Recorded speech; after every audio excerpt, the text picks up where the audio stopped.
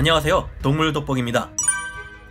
2008년 미국의 연구원들이 캘리포니아 연안의 백상아리들에게 위치 추적기를 부착해 8년간 추적했는데 굉장히 이상한 습성이 발견되었습니다. 겨울만 되면 수많은 백상아리들이 북태평양의 한 해역에 모여들어 두세 달을 지내는 행동을 반복한다는 것이었는데요. 유독 백상아리들은 이 해역에만 몰려들면 수심 250m의 심해를 하루에 150번이나 오르락 내리락 했습니다. 살 조겐슨 미국 MBARI 연구원은 이 백상아리들의 행동에 대해 다른 곳에선 볼 수 없는 이상한 행동입니다. 먹이를 먹거나 짝짓기를 하는 것 같아 백상아리 카페라고 이름 붙였습니다 하고 밝혔는데요. 확실한 증거 영상이 기록되지는 않았지만 그 이유가 밝혀진 듯합니다. 당완용 상어나 태평양 슬리퍼 상어 같은 심해의 거대 상어들은 길이가 2m 이르는 훔볼트 오징어, 길이가 13m 이상에 이르는 대왕 오징어 같은 대형 두 종류를 잡아먹는 것으로 알려졌습니다. 이들의 가죽에서 대왕 오징어의 빨판 가죽이 발견되었기 때문에 이를 통해 유추한 것인데요. 그런데 같은 빨판 자국이나 대형 두 종류의 저항에 의한 상처들이 최근 백상아리들에게서도 발견되었다고 합니다. 훔볼트 오징어들은 남미 동부 훔볼트 난류 중심에 서식하고 백상아리 역시 같은 지역에 서식합니다. 대왕 오징어들은 깊은 심해에서만 서식하죠. 이를 보면 여러 마리의 백상아리들이 겨울철 북태평양 심해에서 대왕 오징어나 훔볼트 오징어들로 배를 채우는 행동을 하고 있을 가능성이 높아 보입니다.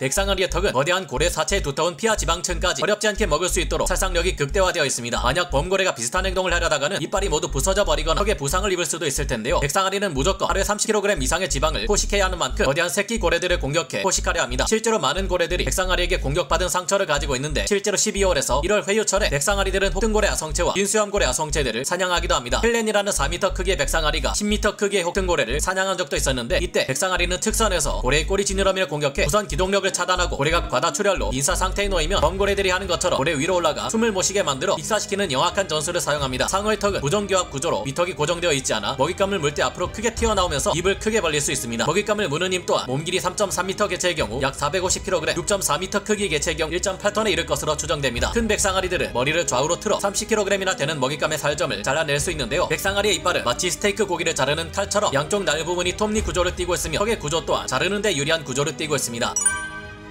백상아리는 먼 바다에서 돌고래와 같은 작은 이빨고래들을 사냥하기도 합니다. 돌고래들은 5마리에서 10마리 이상의 개체들이 모여 백상아리를 공격해 쫓아낼 수도 있고 크기는 작아도 속도와 지구력, 다른 형제들과의 협응력도 강하기에 조심해야 하는데요. 백상아리는 그래서 주로 무리에서 낙오된 어린 돌고래나 늙어서 약해진 돌고래를 노립니다. 이때 백상아리는 돌고래들이 초음파를 이용한 반향 정의로 상어를 감지할 수 없는 후방에서 빠른 속도로 습격하는데요. 백상아리는 큰 돌고래, 폭등 돌고래, 낫돌고래, 흰 배낫 돌고래, 퇴돌고래, 상횡이를 잡아먹으며 경우에 따라 아성체 퀴비의 부리고래, 아성체 흑범고래, 아성체 거두고래를 사냥하기도 하는데요. 곰길이가 작게는 4m에서 크게는 15m 이르는 부리고래를 사냥한 사례도 있고 알래스카 한 대역에서는 흰 돌고래를 사냥한 사례도 있습니다. 다만 이런 큰 이빨고래들은 만만치 않은 먹잇감이기에 사냥 성공률이 낮은 편이라고 하는데요. 초대형 백상아리들의 경우 반대로 돌고래들을 보호해주는 행동을 보이기도 합니다. 현재 크기가 측정된 살아있는 백상아리들 중 세계에서 3, 4위에 속하는 카올레걸은 몸 길이가 5.5m 이르는데 돌고래들이 이 백상아리와 동행하는 모습을 보였습니다. 이런 행동은 작은 상어의 먹잇감들이 자신을 보호하기 위해 고래상어 같은 크고 느린 상어와 동행하는 것과 같은 행동이라고 하는데요. 백상아리도 이 정도 크기가 되면 관심이 없는 것일지도 모르겠습니다.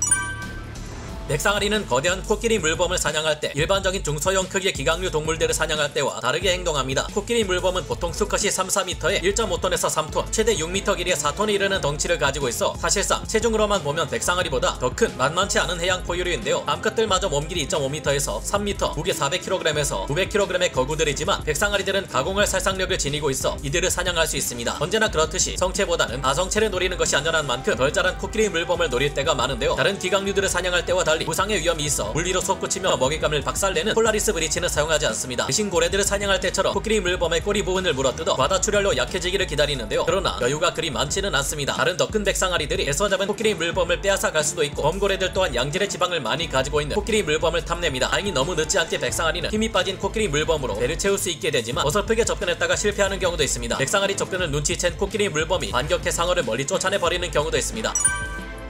몸 길이가 6m에 체중이 2ton에 이르는 흑범고래는 가짜 범고래라는 이름의 영어 명칭처럼 범고래를 쏙 빼닮아 있으며 백상아리의 최대급 개체와 비슷한 큰 체급을 가지고 있습니다. 그런 만큼 범고래처럼 청세리 상어나 청상아리들을 사냥하기도 하는데요. 그러나 아성체 흑범고래들은 확실히 백상아리를 잡할 만큼 크고 강하지 않기 때문인지 역으로 백상아리에게 습격받아 잡아먹히는 일도 일어납니다. 흑범고래들은 빠른 해양 포유류지만 백상아리는 위장과 기습을 통해 이들을 충분히 사냥할 만한 속도를 낼 수 있는데요. 백상아리는 몸무게의 2분의 2에 해당하는 근육을 가지고 있어 웬만한 헬창들 저리 가라 정도인데 이 근육의 90% 50%를 속근이 차지합니다. 이 속근은 백상아리에게 시속 30km에서 40km, 최대 시속 56km의 속도까지도 역항할 수 있을 만큼의 속도를 부여하는데요. 적색근이 얼마 되지 않아 지구력이 약해 보일 수 있지만 백상아리는 최대 100km에서 1000km에 달하는 광활한 대양을 순항할 수 있는 지구력 또한 가지고 있습니다. 대부분의 상어들이 변온동물이자 냉열 어류라서 체온 유지나 긴 신진 대사가 어려운 반면 백상아리들은 보통 24도 정도의 높은 체온을 유지하는 것이 가능한 정온 동물인데요. 심장 내부의 따뜻한 피를 아가미 쪽의 외부 동맥혈로 보내 순환시키기 때문입니다.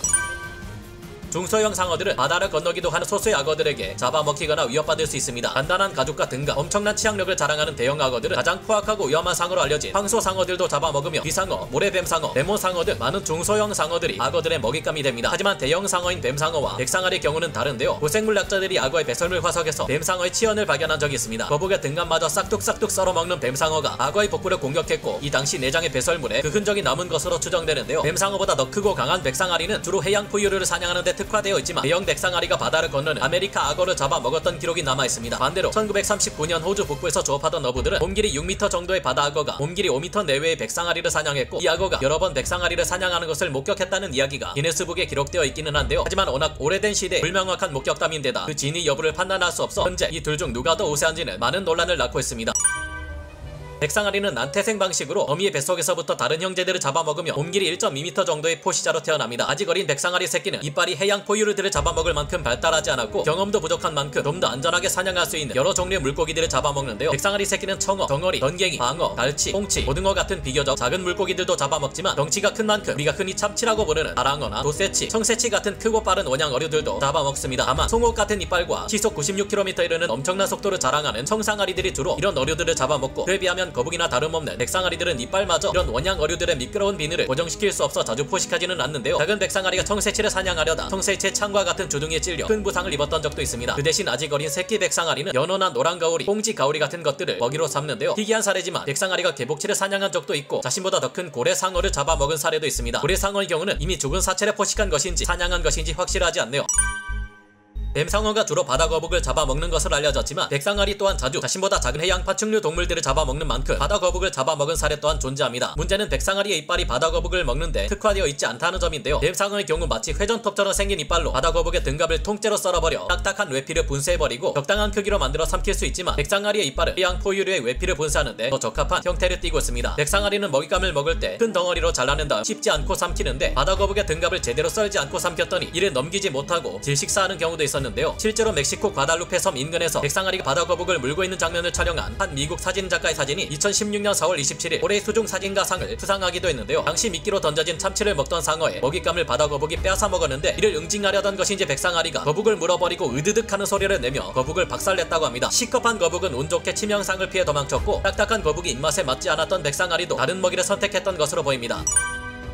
백상아리가 여러 종류의 기강류를 사냥할 때의 모습은 공포스럽기도 하지만 그야말로 경이롭다는 감탄을 자아내게 합니다. 백상아리는 물개, 물범, 바다사자와 같은 기강류 동물들을 사냥할 때 일명 폴라리스 브리치라는 행동을 하는데요. 폴라리스는 잠수함 발사 탄도미사일을 뜻하고 브리치는 물 밖으로 뛰어오르는 것을 뜻하는데 백상아리가 마치 탄도미사일처럼 물 밖으로 뛰어오른다는 뜻입니다. 백상아리의 몸은 수면 윗부분에서 볼 때는 발견하기 어렵고 이를 이용해 백상아리들은 은밀하게 수중 30m에서 40m 아래에서 그러다 공격할 때가 되면 순식간에 시속 40km까지 급가속해 사냥감을 물고 물박 3m 높이만큼 뛰어오릅니다. 이때의 충격은 무려 30G에 달해 교통사고를 당할 때의 충격과 같은데 칼날 같은 이빨의 살상력까지 더해지며 이 치명성은 가히 상상하기 힘들 정도입니다. 작은 먹잇감들은 이 기술에 걸릴 경우 즉사해버리고 큰 먹잇감들도 워낙 큰 치명타를 입게 되는 탓에 바다 출혈로 희생되거나 익사하게 되는데요. 백상아리들은 이 같은 공격을 가할 때 먹잇감의 저항에 의해 눈이 다치는 것을 피하기 위해 안구로 뒤집어 흰자위만 보이는데 그 모습이 마치 좀비 같아 실로 섬뜩합니다. 문제는 백상아리들이 서핑을 즐기는 사람들과 이 같은 기강류들을 잘 구분하지 못한다는 것인데 실제 서핑 경기 도중 상어의 습격이 일어나기도 했으니 서핑을 하시는 분들이라면 반드시 백상아리의 공격을 주의하셔야겠습니다. 오늘 동물 돋보기 여기서 마치고요. 다음 시간에 다시 돌아오겠습니다. 감사합니다.